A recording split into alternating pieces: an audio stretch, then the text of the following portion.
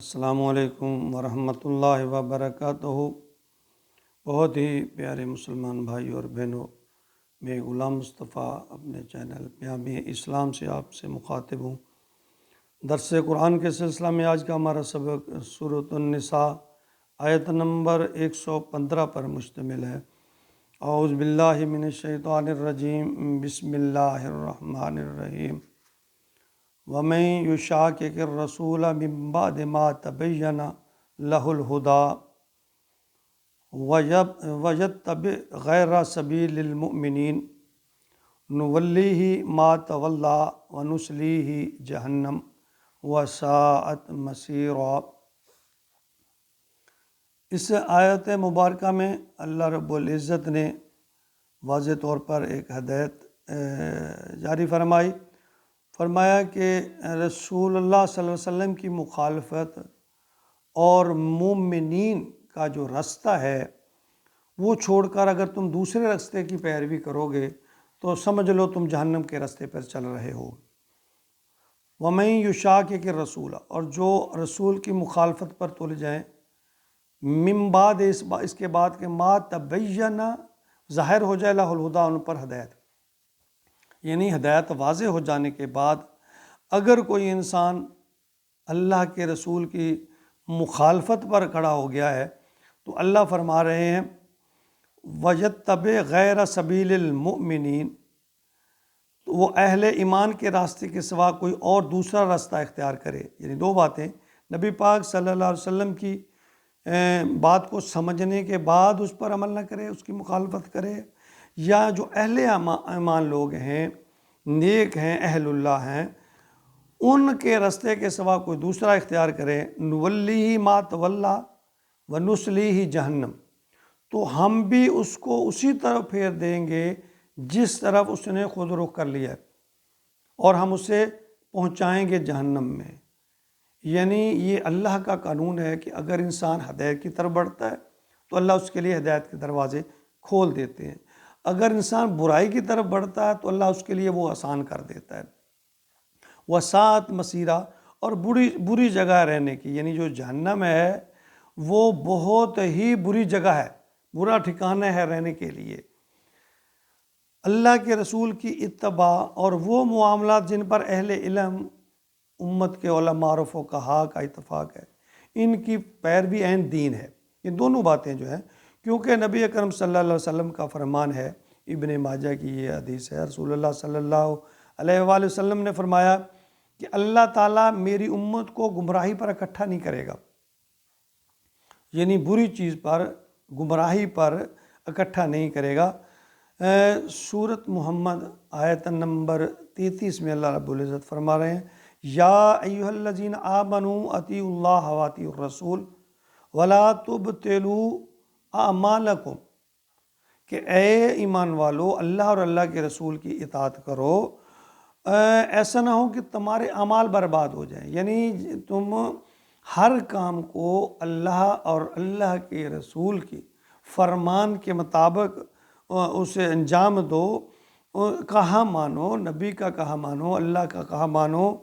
ایسا نہ ہو، یعنی اگر تم خیرات کر رہے ہو، صدقہ کر رہے ہو، بھلائی کے کام کر رہے ہو، یہ بھی نہیں کہ اللہ کرتے ہیں کسی کام کی، جب تک اللہ اور اللہ کے رسول کی اتباع اور فرما برداری میں نہیں آؤ گے۔ بخاری میں حدیث نمبر 2697 پر اور صحیح مسلم میں 1718 نمبر پر یہ حدیث موجود ہے، جس میں اللہ کے نبی نے فرمایا کہ امی عائشہ اسے نقل فرماتی ہیں کہ ہر وہ کام جس پر میرا حکم نہیں وہ مردود ہے، یعنی جس کام پر اللہ کے نبی کی مہر نہیں،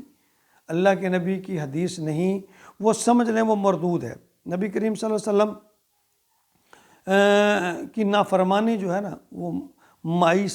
معیشت اور بے ایمانی اور منافقت کی نشانی ہے، یعنی گناہ گاری کی، بے ایمانی کی، منافقت کی نشانی ہے۔ اسی طرح سورۃ انفال میں آیت نمبر 46 میں اللہ رب العزت نے فرمایا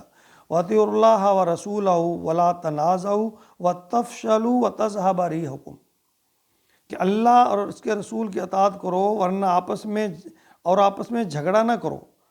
تمہارے اندر کمزوری پیدا ہو جائے گی۔ اللہ فرماتے ہیں کہ اللہ اور اللہ کے جو فرمان ہے وَاعْتَصِمُوا بِحَبْلِ اللَّهِ جَمِيعًا وَلَا تَفَرَّقُوا،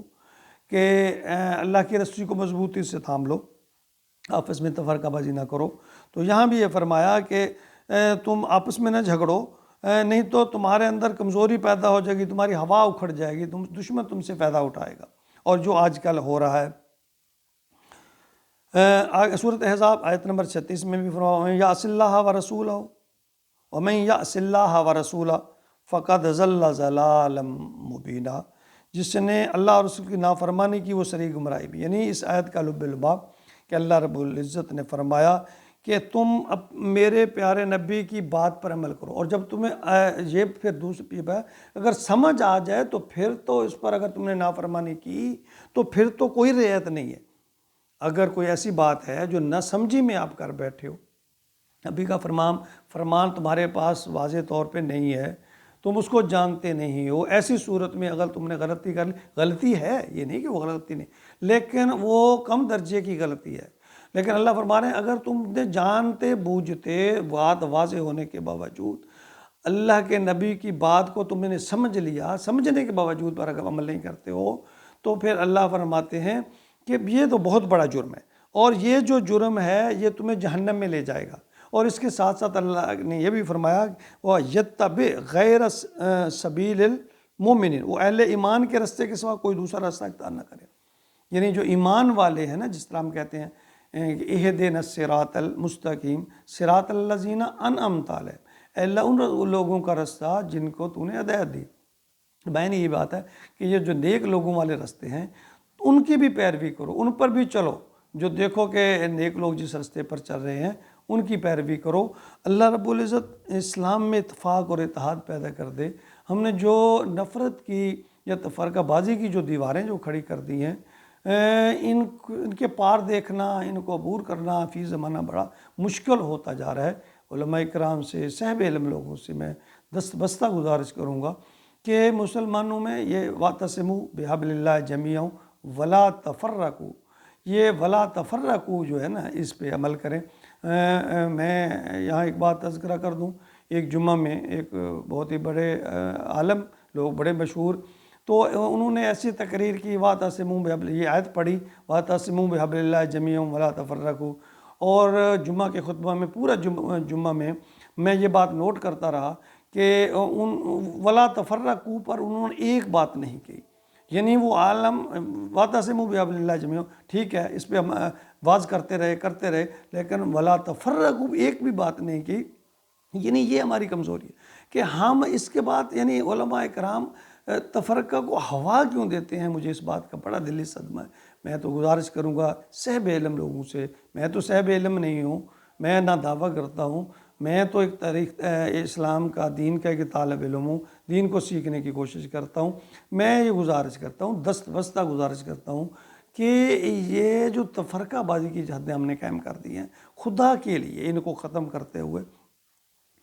سب کو ایک رسی پر، ایک فورم پر، اسلام ہمارا دین ایک، اسلام ایک، نبی ایک، اللہ ایک۔ جی